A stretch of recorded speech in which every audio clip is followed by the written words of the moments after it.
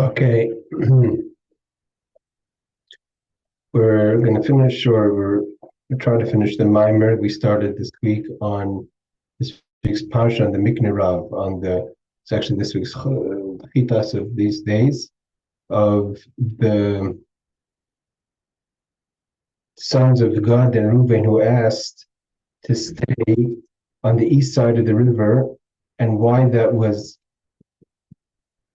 initially disappointing to Moshe. He compared it to the spies, but then after admonishing them and them correcting and saying that they're ready to go Mishir's Nefesh, to go out to fight and remain while they're dividing the land, that showed that they didn't totally lose focus of what the purpose of the world is that you have to go out in the world, but they were just a little bit more reserved, so to say, than the other tribes, meaning to have primarily their life in a kind of isolated way, but they weren't totally against the idea of engaging. So we're explaining what's the idea of being engaged in the world and why our forefathers, Avram, Yitzchak, Yaakov, and the Shvatim were shepherds, and we find that it was because they were now on the level of Yosef HaTzaddik that was able to be in the world and connected at the same time. So that's where we're holding. So the Rebbe says like this: Reuven will understand the difference between Yosef and his father Yaakov. The difference between Yaakov and Yosef. Yaakov also Yaakov engaged in a variety of hishtadlus, of things that he was trying to set up a situation that he should be saved from Esav. He sent him gifts. He davened. He divided his camp. He did hishtadlus. He did what he had to do to try to save himself from Esav, his brother, wanted to kill him. But that wasn't considered a sin. Even though our rabbis have taught us, when he called him my master, you lower yourself to call Esav the Russia, the evil one. You call him your master. I promise you,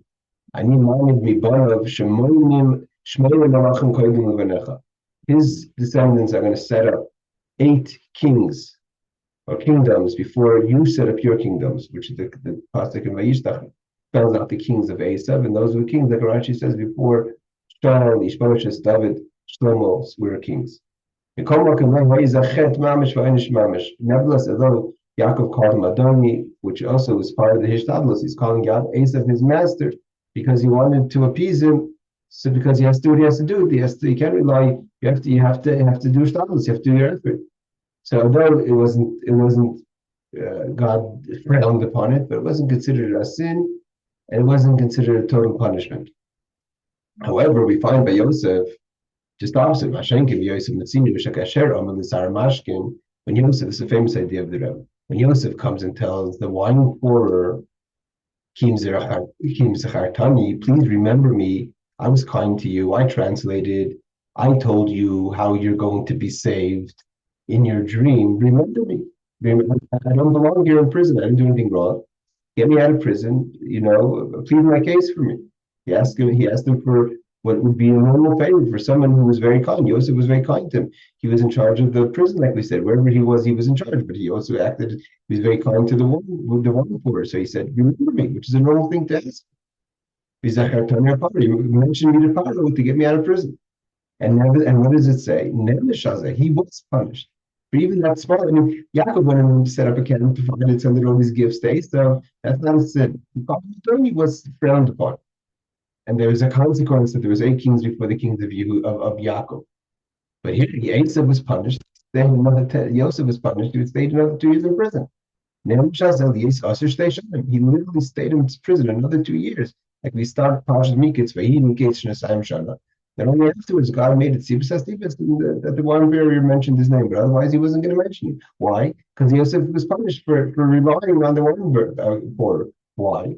There's a medrash. There's a pasuk that says, don't rely on trustworthy people. Yosef is talking about Yosef. Yosef relied on the Egyptian wine pourer to get him out of prison. And he shouldn't have, because we say, he should trust in God. It's no question. What did he do wrong? The Chavis al-Vavis, Rebbe B'chai says, the Chavis al-Vavis, in Shar B'tachan, Shechayv Adam L'vakish Sibu, you have to have a shtadlus. So he did a shtadlus. What did he do wrong? Mishmuel, even Shmuel the prophet, which was great, right? How could I go and knowing David and Shaul's and King Saul's going to hear to punish him, and therefore he had to give all these schemes. He said he's going up for another reason. He made another reason why he was going to be a great lechem to know David. So Shaul shouldn't hear about it. Why? Where's his bitachon? Yosef mentions a small thing that's a normal thing. He was kind to God. He was kind to the wine pourer. He interpreted his dream. He just said, "I'm not here. I'm not here I'm here on false accusations from between his wife. He made up a story. Get me out. What did he do so wrong?" And Shmuel, Yaakov, it's okay. Shmuel, who makes up a story because he doesn't want Yisrael to hear that he went to anoint David, that's okay. Lehoya, Nechshav Loi, the Chasar, and it's not considered that Shmuel, who tried to manipulate the narrative of why he's going to Beit Lechem, as considered as he was talking B'tachan, it's trusting God. Why was Yosef punished? Why does Yosef get punished? The Rebbe was not convicted by Mikesef. The Rebbe says that the Alter Rebbe asks the question even deeper. The Yaakov Avi Yosef Kamasibus. Yaakov's father, Yosef's father Yaakov, did all the things that he had to do for his shtadlus. We call him and it wasn't considered a sin. But where his own father did it, and Yosef, the Rebbe saying Oimik Yosef is because Yaakov was his teacher. He learned from his father. 34 books. So, and nevertheless, for Yaakov, it's not a sin. For Yaakov, it's not a sin. For Yosef, it's a sin. The answer is, Yaakov was a lower level. He was a level of what we call the lower chariot, like we said yesterday. The world affects him. And the lower you are, the more you have to find things within the world to be able to help you in your situation. The kibbutz of Olam Tovis Makim B'chinazu, because in the level that Yaakov was, and obviously it's a chiddush. The other talks in Chassidus and even the Rebbe quotes that Yaakov was the highest level, he was mamish beyond the world. The Shvatim were on a lower level, and therefore they were affected by the world. And Yosef was in between. Here it seems like even the God being Yosef, Yaakov was in a lower level. He says he's a Merkava Tata, and the world takes a place. And therefore, because the world takes place, you have to do shtadlut. And therefore, Yaakov did what he did. Yosef was much higher. He was mamish connected, like the upper level of the chariot. What does it mean, the upper level? There's no world. The world totally doesn't exist by Yosef. He should have known better. And where he was holding his level, he doesn't have to do anything. Gashmius takes no place for him. Therefore, he doesn't have to do any shtadlus. He should have not mentioned the word to the Taramashkin. For Yaakov, for Yosef to do shtadlus, that's considered a yerida. That's considered a something that he got punished to be there 2 years. But he is Steve Bagashim, wouldn't show you that to the extent. It's not a skash for wrong. This is we're learning a shir in the Maamar, but you see the way the Rebbe acted in his life, and the way the Rebbe acted even in difficult situations with the Nazis. The Rebbe was mamish l'malim, was the level of Yosef HaTzaddik. Mamish in the level of Merkava Yoina, where he did that. Even whenever the Rebbe was doing the shtadlus that he was doing was mamish nothing. And why? Because he was mamish above the world. Because Yosef, a person has to be honest, know where you're holding, but you don't have to be humble and fool yourself. It does not to avoid that. And what's the sign? Here the Rebbe says this in another sikha. How did Yosef know that he was at a higher level than his father, when he was in Merkava Yoina? So the Rebbe says because he saw, even before he was in prison. Whenever he did in the worldly things, he's in Batifer's house, he's in charge. He's in prison, he's in charge. That's not a regular scenario. He just sees how his life is running on a much higher level. No matter where he was, he was never confused. He's always had a clarity. He didn't get overwhelmed by a situation. So he should have known that he's a high level Merkava, and he did know. And therefore, it was not befitting for him to ask the Saramashkin that to remember him. Therefore,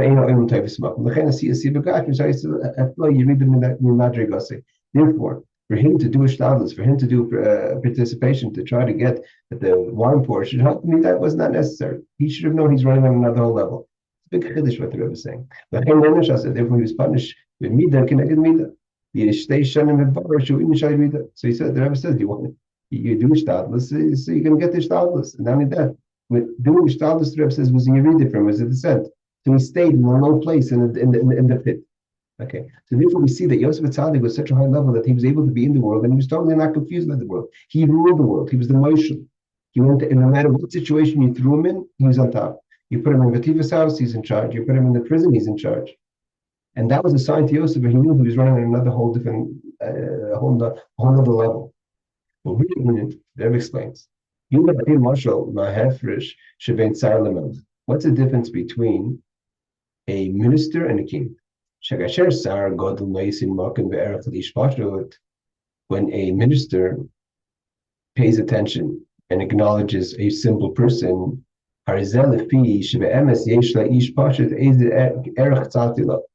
so why? Because everyone's a subject of the king. Just one person's a simple person, one person's a minister. So the reason why the minister acknowledges the simple person is because at some level they have a connection. Although there's a huge distance between the simple person and the minister, but there's some connection. There's some connection to that person. However, when a great king recognizes and acknowledges a simple, lowly person, it's not because there's some sort of connection between the king and the subject, and especially this low subject, sheyesh leish pasha to the simple person, to the king, because where the king is standing on such a high level, no person matters. Other, on the contrary, because of the distance and disconnect, so he was so distant, the king is so much greater than this person. If he should have a hamaroimam, that's why he has a connection. Because the higher something is, you feel an attraction to something low. Not because there's a connection, because you're not limited. Someone was saying once that the real wealthy people, when they fly private, the only one is a peanut butter jelly sandwich. The person who's trying to live the life of officially the wealthy person needs to have all the fancy foods. The real wealthy person who's not looking to prove anything asks for his favorite tuna fish sandwich or her favorite peanut butter and jelly sandwich, something simple. Because the greater you are, the more you have a connection to simplicity. The Rebbe explained,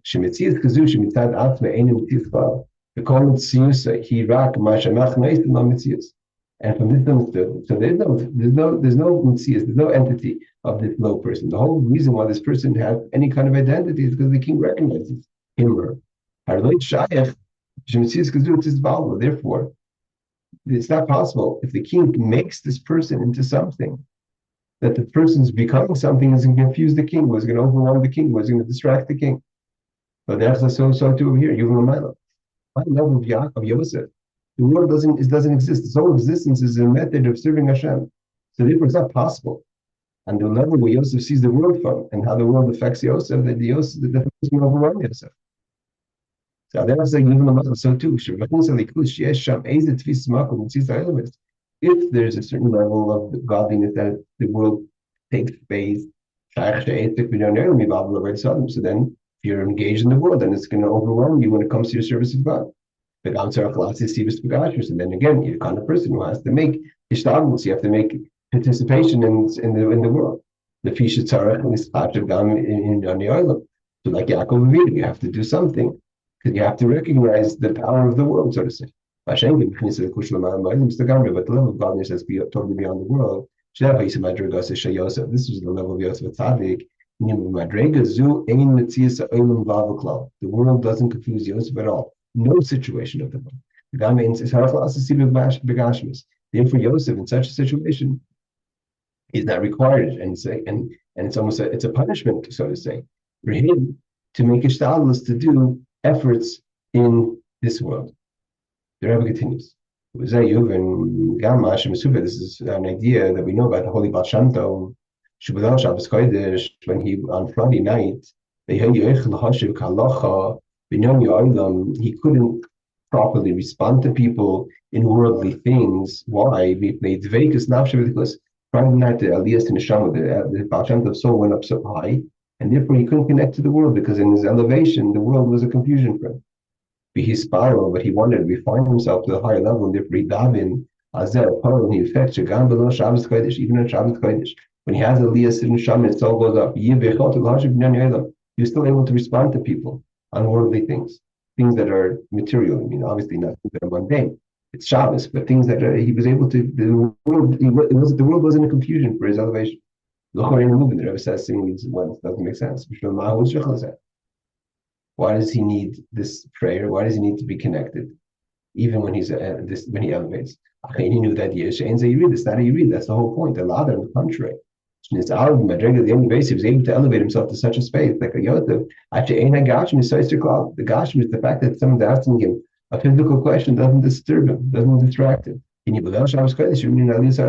Because we know that the world elevates on Friday night. That's not in the Koach, right? That's getting the world ready for elevation. So the world elevates on Friday night. So Batam, of course, who feels that elevation seemingly is disconnected. Initially, in his lower level, if I may say, that elevation meant that he couldn't engage in worldly things. Because the physical of the world would have been in contradiction to that. Afterwards, he was able to elevate himself to such a level, he could be up in the higher worlds with the elevations of the world. And it's not a contradiction of him engaging and having conversation with someone about worldly things. The Alter Rebbe says a similar idea by Moshe Rabbeinu when he says "Ma'ayin Libater" is why am I talking about meat? It means Moshe elevated himself to a level where he was beyond the meat. So he says "Ma'ayin Libater" where do I have meat from? So Hashem says that Yad Hashem Tifter. Why are you limiting God? Why do you think that in order to be a godly person, you have to be disconnected from the Jewish person's need for meat? He says, he put on the talked to because that means not a confusion, but because he's so elevated, he's able to specifically, like the king, he's able to answer even on a higher level about the physical needs of the person who spoke to the Baal Shem Tov. He was able to bring from his space of his elevation down into the world.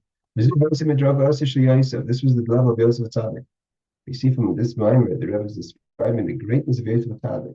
I mean, again, it's not a regular idea because the Rebbe is saying it's greater than his father Yaakov. Baal Shem Tov had to work to get to that level.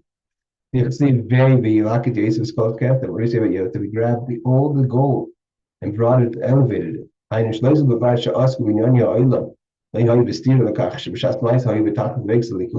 only was he engaged in the world and it didn't contradict and it wasn't a confusion for his utter connection to godliness, Eloises on the contrary.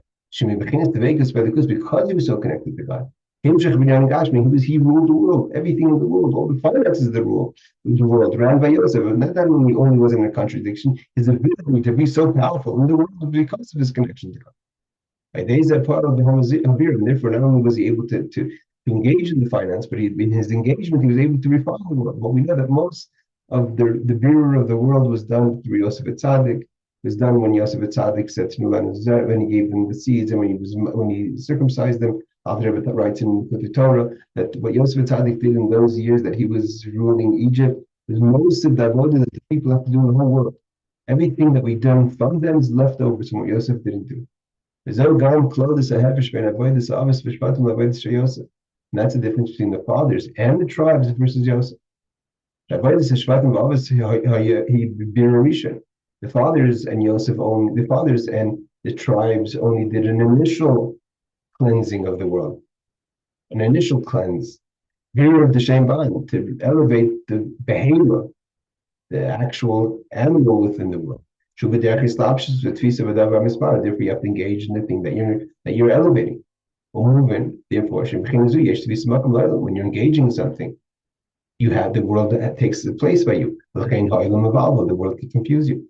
What was the vote of Yosef HaTzaddik? It's a second cleanse, a higher cleanse, like we said yesterday, last class. That even though what's the first cleanse? The Shvatim, the tribes, gathered all the wheat stalks and made it into a bushel. So they said that's a beer rishon, that's bringing it to God. But then it says they had to take that and bow to Yosef. Yosef is even higher than that. Bir the Shema, to elevate not just the Shem Ban, which is the Behema, but Shema, even the name of the Bittul of Hashem. That happens automatically through Yosef's avodah, and not in a way, meaning not in a way of Islapshus, that he gets affected by the world. He's over the Shem, even the name of Shema, even the name of Hashem, which is the Bittul to godliness, but it happens without Yosef getting affected by the second cleansing, because he's so hard.